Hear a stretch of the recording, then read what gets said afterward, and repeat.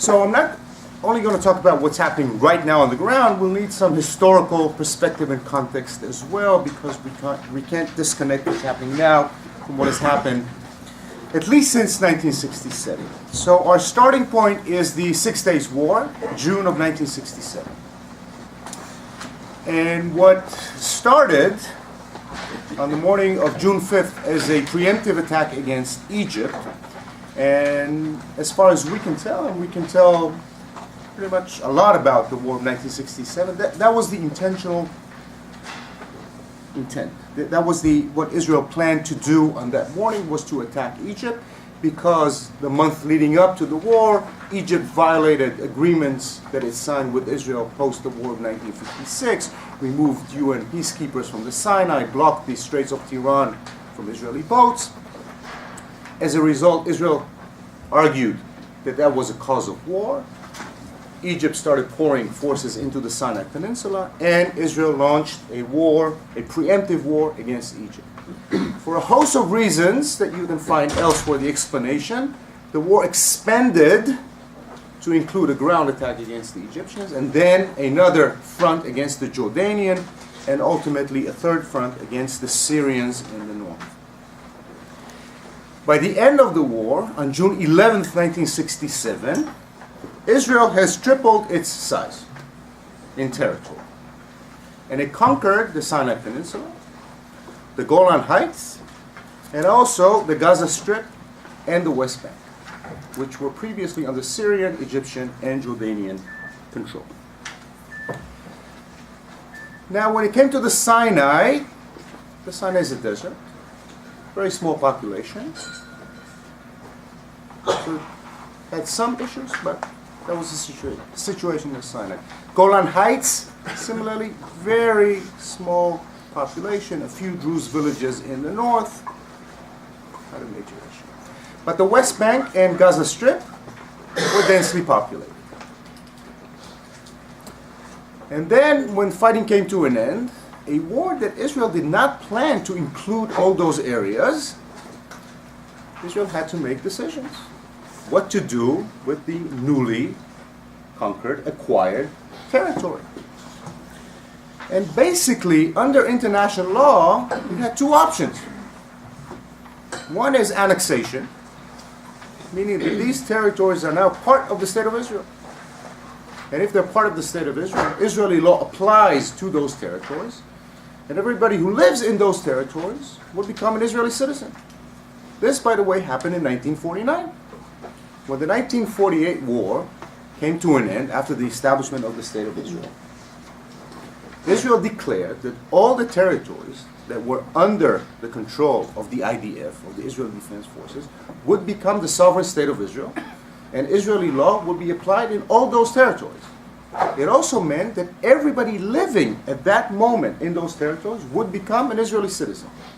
As a result, about 150,000 Palestinian Arabs became Israeli citizens in 1949. And their descendants, until this very day, are citizens, full citizens of the State of Israel, with full rights of citizenship. So Israel was confronted with a similar question: what to do with the newly acquired territories? And the decision fairly quickly was made not to annex those territories, with one major exception, which I will talk about in a second, but to declare them as occupied territories under international law. Meaning Israel is responsible for those territories militarily, not the civilian authorities of the State of Israel. I told you there was one major exception. That exception was Jerusalem, because part of the territory that Israel occupied in the war, conquered in the war, was East Jerusalem, which was under Jordanian control. It was part of the Jordanian West Bank. About 2 weeks after the war came to an end, Israel did two things. The size of West Jerusalem before 1967 was about 38 square kilometers. The size of Jordanian East Jerusalem was about 6 square kilometers. It included the Old City and the adjacent neighborhoods right around the Old City. What Israel did is more than doubled the municipal area of the city of Jerusalem by decision of the Jerusalem City Council. And then through an ordinance of the Israeli Knesset argued that Israeli law shall apply to all the municipal territories under Israeli control. Meaning, de facto, that East Jerusalem was annexed to Israel, and Israeli law applied to East Jerusalem. This was reinforced in 1980 when the Israeli Knesset, the parliament, passed the Jerusalem law, which made this a more symbolic gesture of annexation of East Jerusalem. And in fact, more territory was added to Jerusalem, this time on the western side of the border. So the municipal territory of Jerusalem now includes 121 square kilometers. So East Jerusalem was annexed, Israeli law was applied, though the local Palestinian residents did not become Israeli citizens. They became permanent residents of the state of Israel, which is very similar to green card holders in this country. And they do have a path to citizenship, which actually over the past 3 years has become more practical than it was in the past. But this is the situation, but this is beyond the scope of our talk today. And so these were the territories. And they were declared by Israel as occupied territories. But then there were other questions what to do with those territories once Israel was in control.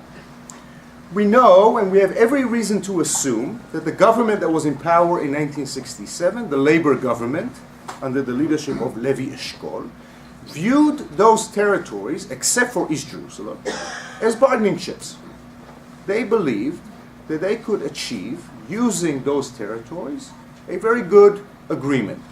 Something very similar to what the Israeli government did after 1956, when it conquered the Sinai Peninsula from Egypt and then gave it back in return for what was seen as a very favorable agreement for Israel. So they viewed those territories as bargaining chips. And we can assume that, A, because we know of deliberations that took place in the Israeli government in 1967, but also because Israel lobbied very strongly for the passage of UN Security Council Resolution 242 in November of 1967.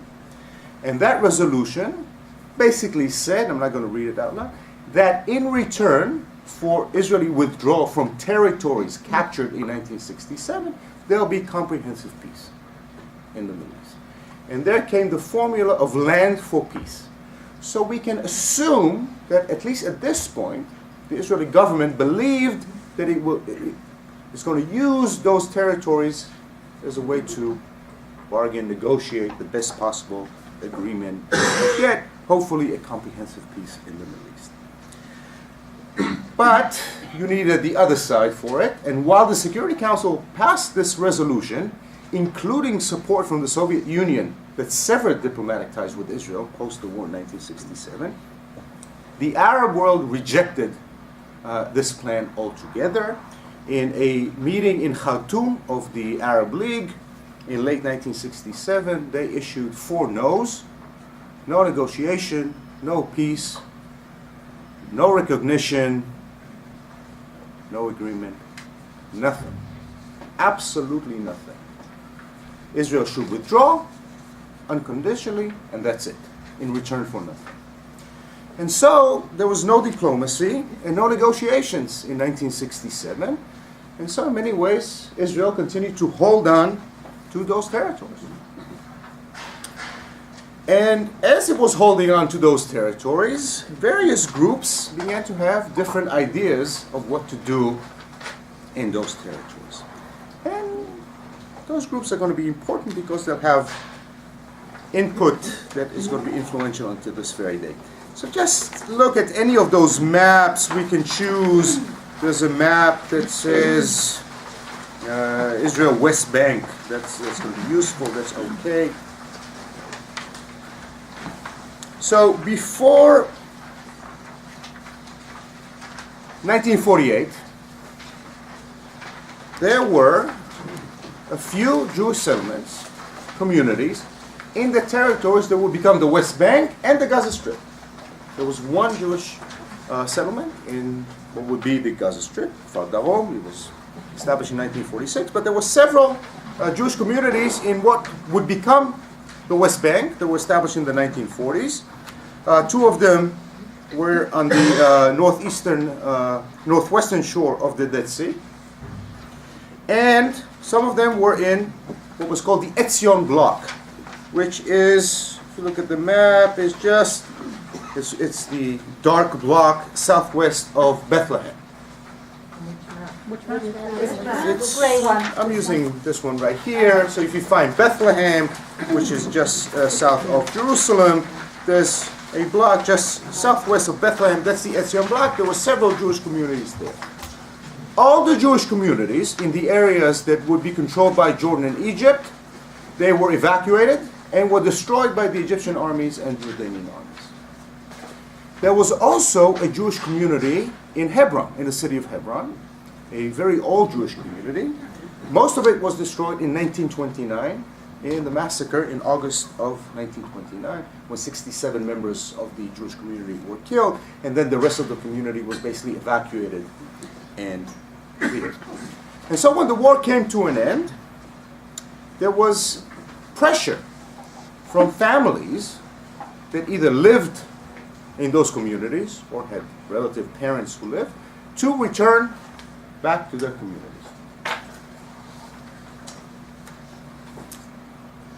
Could be very easy, but remember that Israel declared that those were occupied territories. And international law has something to say about that.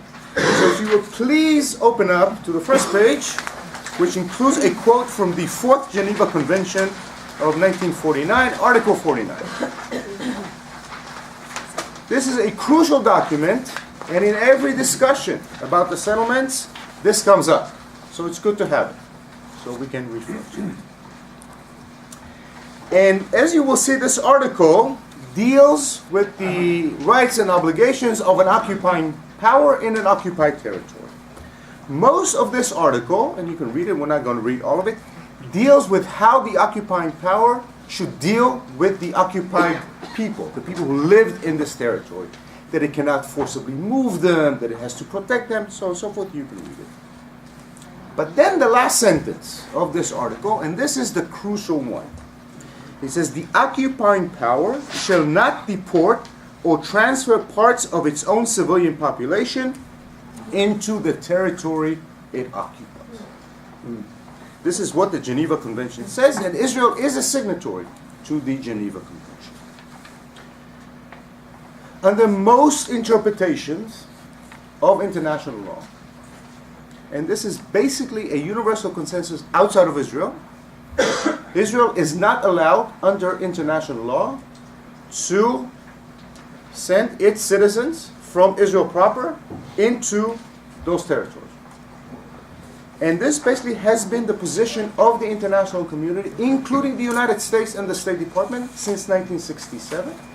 We now know that the legal advisor for the Israeli Foreign Ministry in late 1967 issued an opinion that basically echoed the international consensus, that any such action would be a violation of international law.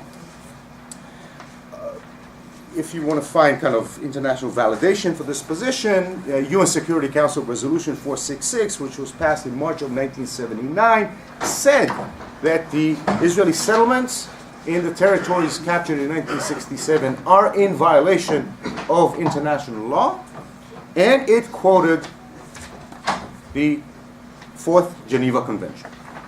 The United States abstained in that vote.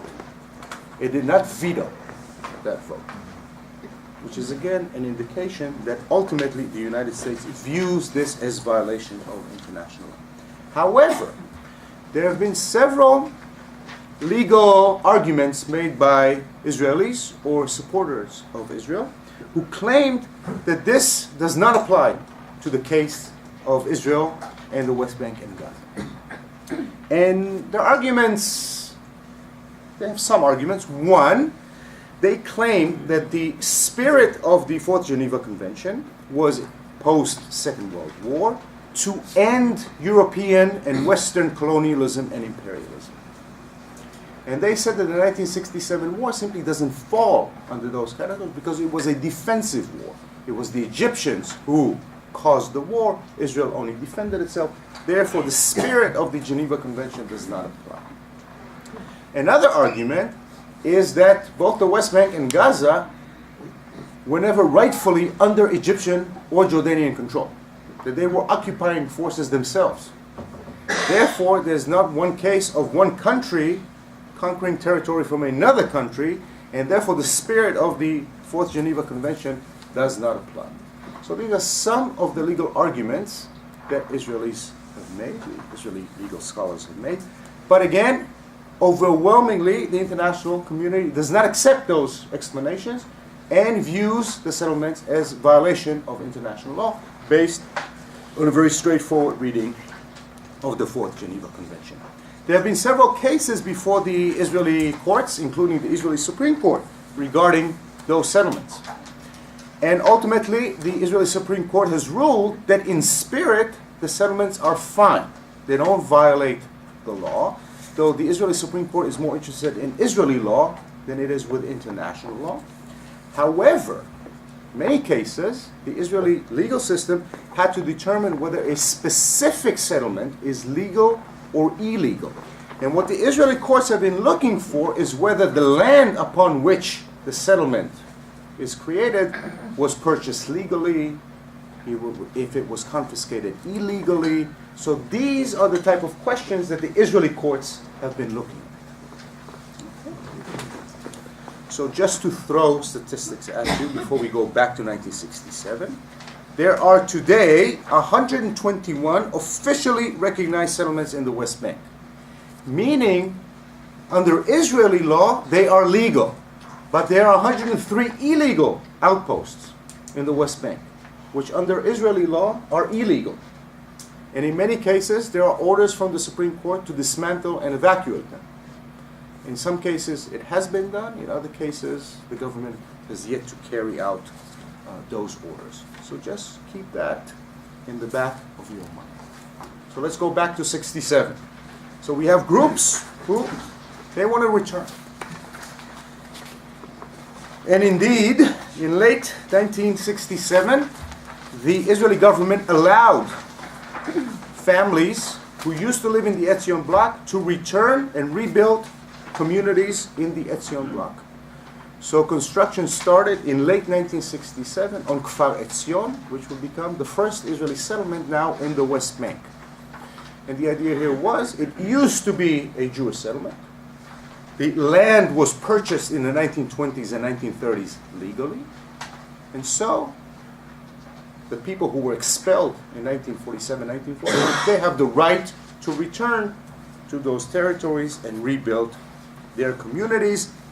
And if you look back at the Israeli press from late 1967, there was very little debate about the return of those families to the Etzion block. And we're talking about 60, 70 people at that time. Very little debate about that. At the same time, some of the relatives and families who lived in Hebron and still own property in the city of Hebron said, we want to return to the city of Hebron. We are Hebronites. Our families have lived there for 200, 300 years. We want to return.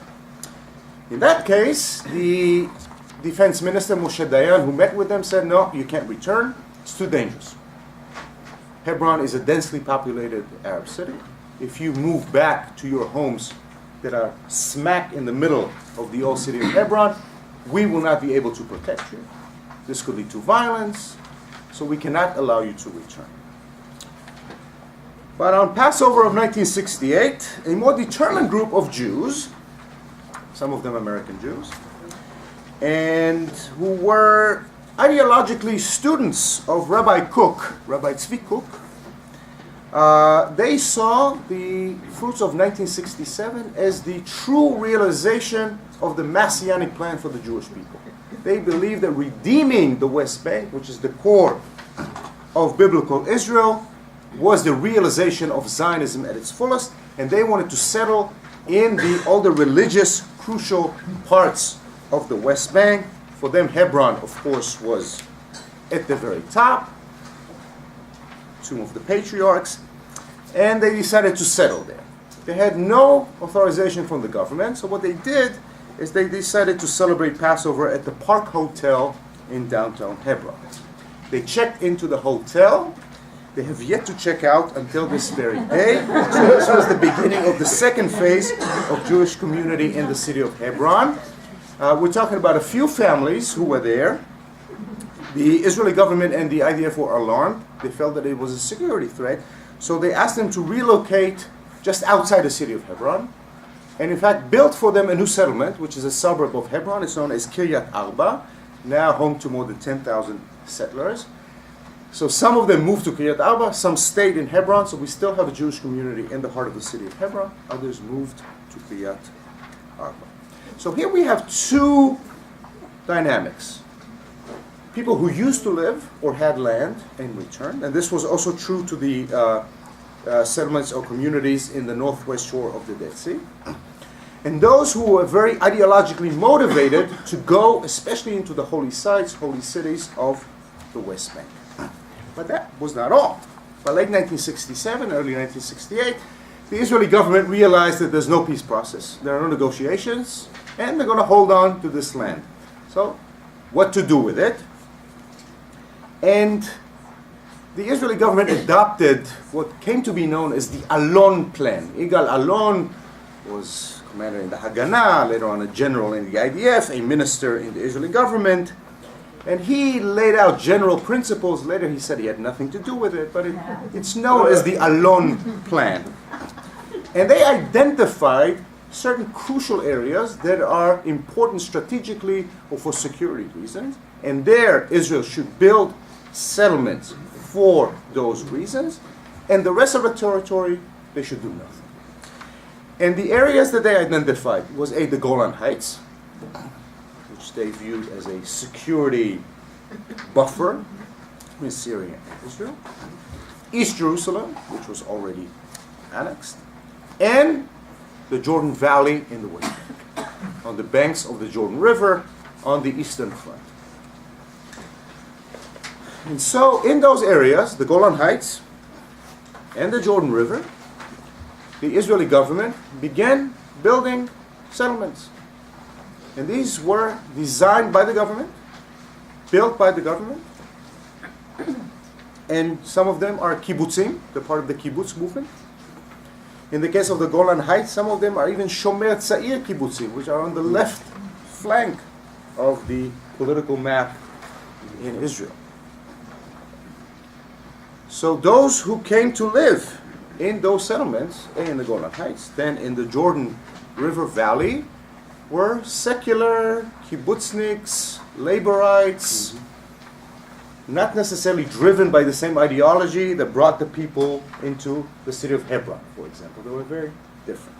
So this will also set a type of pattern for us. And so, by 1972, we had the following. In the West Bank, we had about 1,100 Jews living in all of the West Bank, most of them in the Jordan River Valley. In the Gaza Strip, there were about 700 Jews living.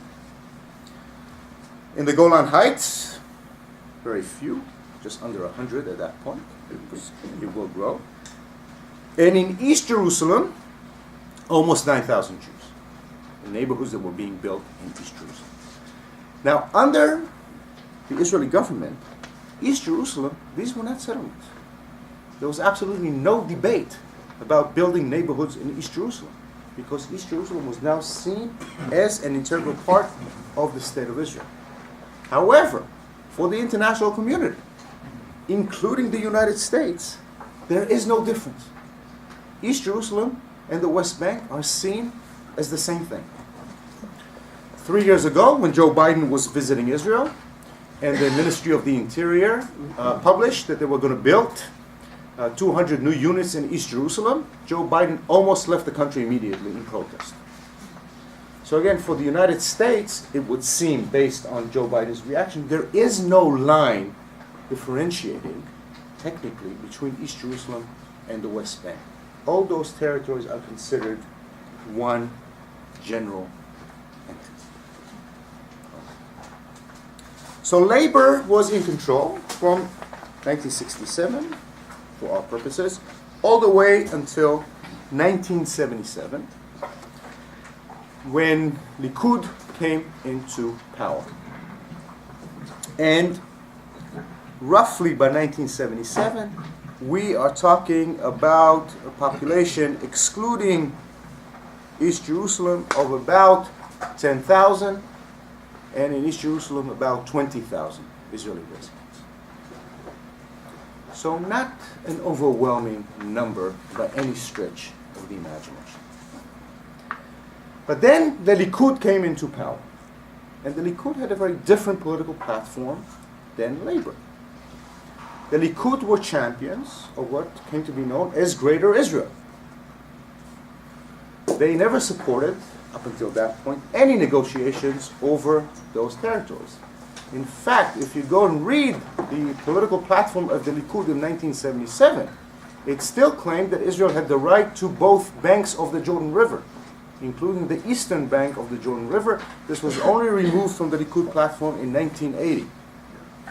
So the Likud had absolutely no intention at that point of negotiating over the West Bank. What he did have, and this was a surprise to the entire world, that it was willing to negotiate with the Egyptians a peace agreement.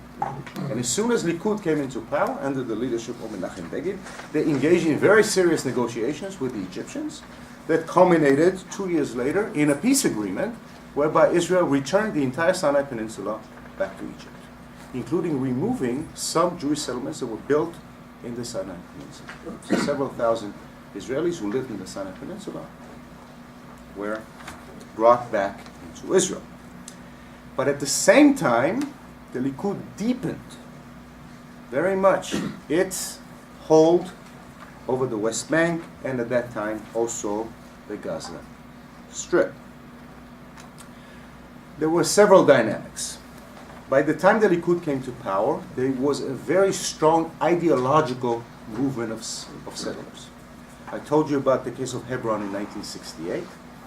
By 1974, a new group was created. It was called Gush Emunim, the Bloc of the Believers. And this was a well-organized group committed to building Jewish settlements in the heart of the West Bank. Not following the logic of the Alon plan, that called for strategic or security areas, but they wanted to settle in the heart of the West Bank, in the heart of Palestinian cities, and in sites that had religious significance, biblical significance. And they engaged in building those settlements starting in 1974. Usually it involved conflict with the government and the IDF, but they proved to be very persistent, and they had some lobbyists within the government. Chief among them was Shimon Peres, who was then the defense minister from 1974 to 1977. And so they were able to build some settlements in the greater Ramallah area, in the greater Nablus area, very close to Jenin, and other areas in the heart of the Middle East, of the West Bank, and they were driven by ideology.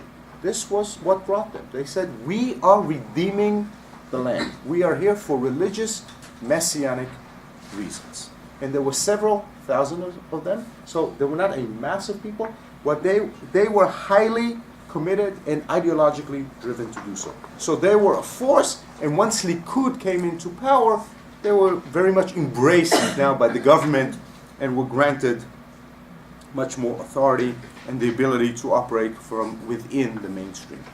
But then the Likud engaged on another plan. They wanted to increase dramatically the number of the Jewish settlers, Jewish Israeli citizens living in the West Bank, and to a lesser degree in the Gaza Strip. And what they did is a plan that was basically conceived by then the Minister of Housing, Ariel Sharon. And his plan was to obliterate the Green Line, or the line that demarked the border between the West Bank and Israel. How to do it? Built as many settlements close to the Green Line. By the way, on both sides of the Green Line, rendering the line meaningless. And so this is something that the Israeli government did in earnest in the years between 1977 and 1983. So most of the 121 officially recognized settlements were built or started during those years. between 1977 and 1983. Now, they were building all those settlements, and they needed to draw people in. So how did they go about advertising those newly created settlements? What was the pull? And there was a massive advertising campaign to bring settlers into them. There was no ideology involved, no religion involved, none of that. The slogan was either 5 minutes from Jerusalem or 5 minutes from Kfar Saba, which is a suburb of Tel Aviv. Basically, the government was selling those settlements as suburbs. These are the new suburbs of Jerusalem or the greater Tel Aviv area. And we call on you, Israelis, come, we'll give you much better opportunities. Here we have to take into account what happened in the elections of 1977. What brought Likud into power of 1977 was not an ideological shift in Israel. It's not that Israel shifted from left-wing politics to right-wing politics necessarily in 1977. The most important shift in voting patterns that happened both in 1973 and then in 1977 is that Mizrahim, the Israeli Jews who came from Arab and Muslim countries, shifted their vote from Labor to Likud for a host of reasons. And Mizrahim in Israel tended to be poorer, working class, and they voted en masse for Likud in 1977. They are the reason that Likud formed the government in 1977. And between 1977 and 1985, the majority of people who moved into those newly created settlements, and those settlements, I urge you to look online at pictures from those settlements, they look like American subdivisions. It's houses with red roofs and small gardens. This was the new Israeli dream, and it was the lower working class, mainly Mizrahim, who moved into those settlements. They did not move there for ideological reasons. Most of them did not see themselves as redeemers of the land.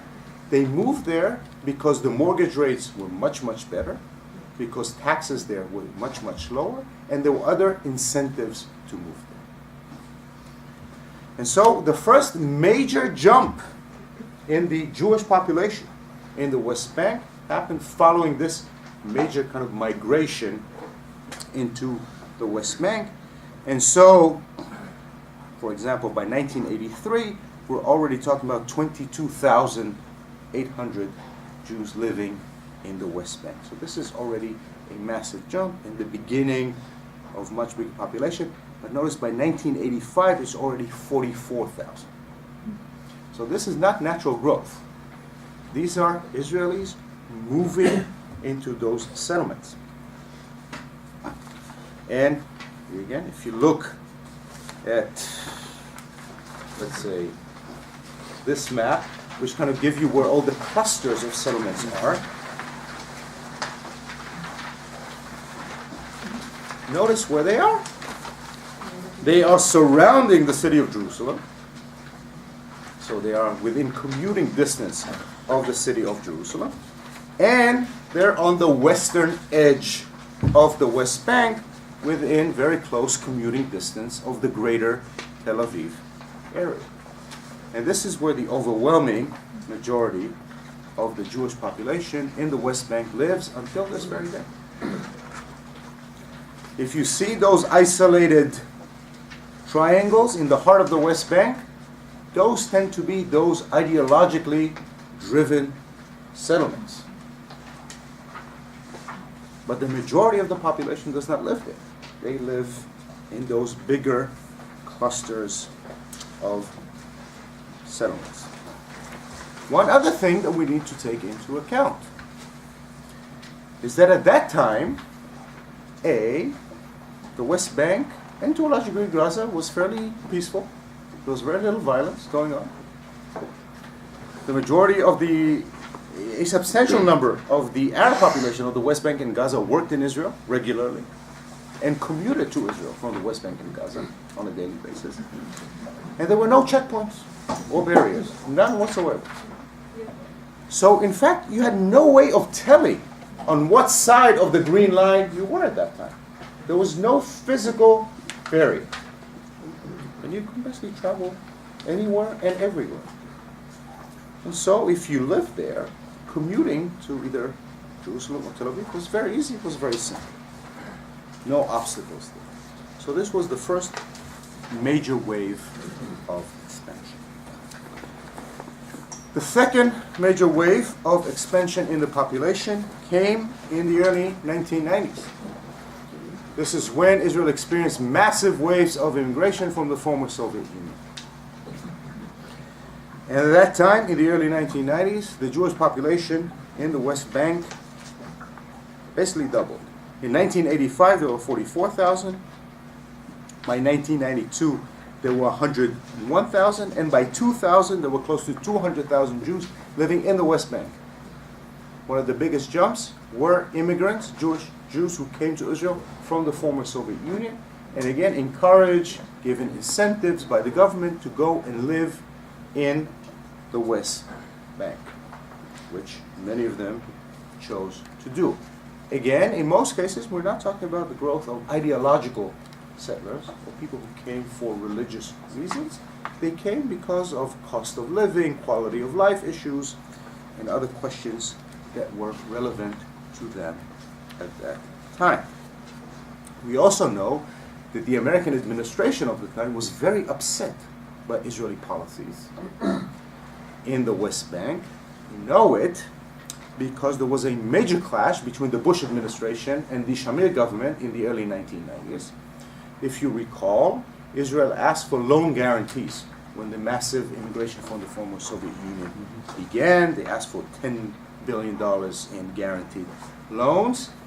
And the Bush administration, mainly Secretary of State James Baker, said, "We'll do it if you will freeze all expansion in the West Bank settlements," which the Shamir government refused to do, and therefore denied most of those loan guarantees. And some political commentators argued that this helped bring in the Rabin government later on in 1992, this clash between the U.S. administration and the Likud government in 1992 over this very question of freezing all expansion of settlements. I would like to add again, by 1983, Israel almost stopped building new settlements. There are exceptions. What it has been doing since is expanding the existing settlements. Most of the newly created outposts are not recognized by the State of Israel and considered by the Israeli courts to be basically illegal since that time. So that's the next phase. We'll get to what the Rabin government did next. Are those mostly religious, the ones that are illegal? Created by the Yes, yes. The population is very small in Israel. Sometimes we're talking about 7, 8 people surrounded by a few infrastructures. The next and biggest wave to date of movement from Israel to the West Bank are the ultra-Orthodox. Over the past 10 years, the fastest growing population in the West Bank are ultra-Orthodox Jews.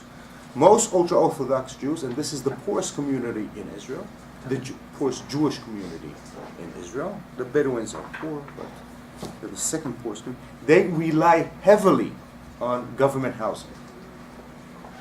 And basically, almost all government housing for ultra-Orthodox Jews over the past 10 years has focused on the West Bank.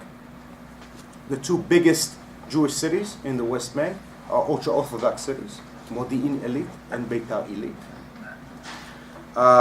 Right now, the estimates are that about 33% of all Jewish settlers in the West Bank are ultra-Orthodox.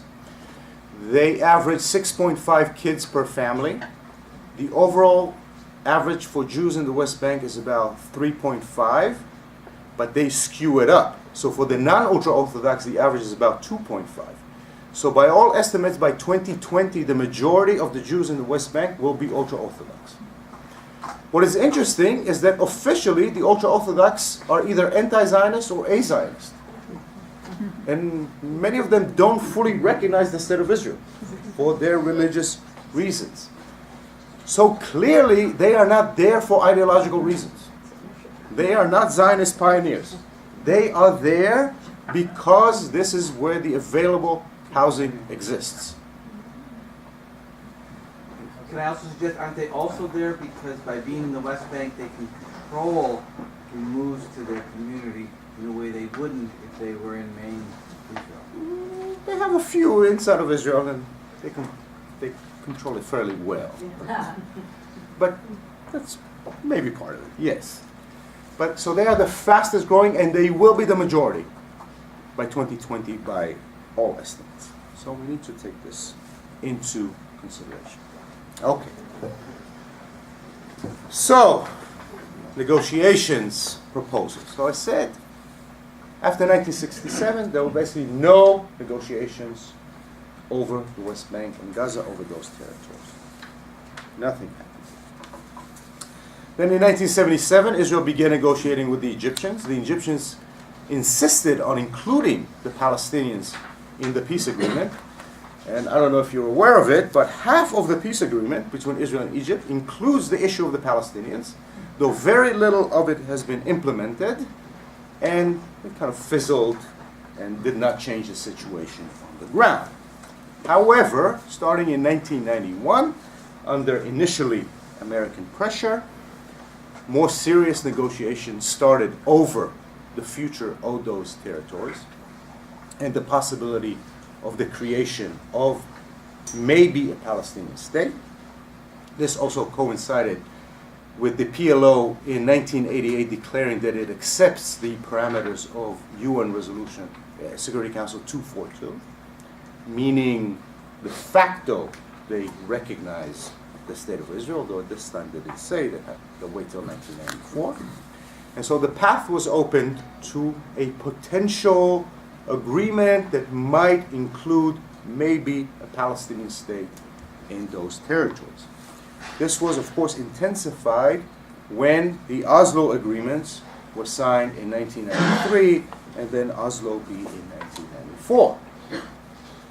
Now, both Oslo agreements did not specify what's going to happen in those territories. It said that those decisions will be made when the final status agreement will be negotiated and signed within a matter of 5 years. But what it did do is it divided the West Bank into 3 areas, and we do have a map that covers this somewhere, into areas A, B, and C. Yes, so this will be one of those maps.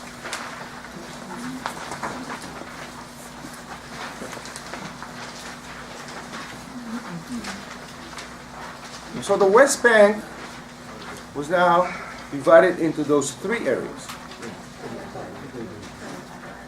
Area A, which includes the 8 major Palestinian cities in the West Bank, and included at the time Gaza. It's no longer relevant because there's no Israeli presence in Gaza anymore, are Area A, meaning they're under full civil control of the Palestinian Authority. So the Palestinian Authority runs all the civic services in those territories, and also under the security control of the Palestinian police force. Officially, there is no Israeli security.